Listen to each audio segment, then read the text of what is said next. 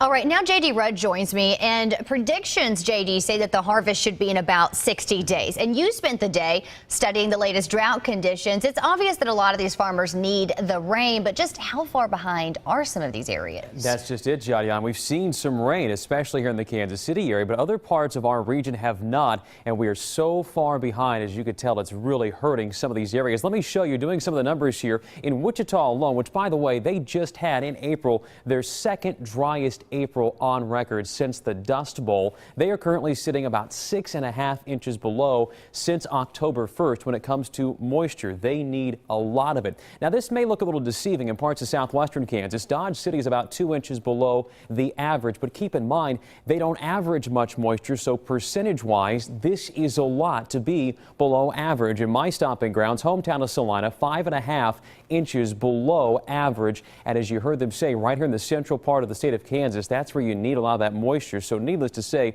we need the rain. And this morning, we had the newest drought monitor released from those who look at these kind of episodes and see what's going on here. And look at the color coding. Let me just point this out to you. This red is an extreme drought. You go back to this orange shade, that's severe drought, then moderate drought, and the yellow, which includes Kansas City, is still dry. Now, in addition to needing the rain, we've had dust storms in parts of western Kansas and high winds too. And we spoke to one farmer from west central Kansas. That is not helping the crops either.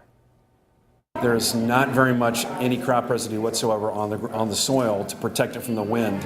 And so when you get into these drought conditions and a 50-mile-an-hour wind, off it goes. And I know farmers that were around in the Dust Bowl days who say they haven't seen anything like this in their lifetime. So needless to say, kind of a scary situation for farmers. And as Jadian said, they're kind of praying for rain at this point. So Gary, we turn to you.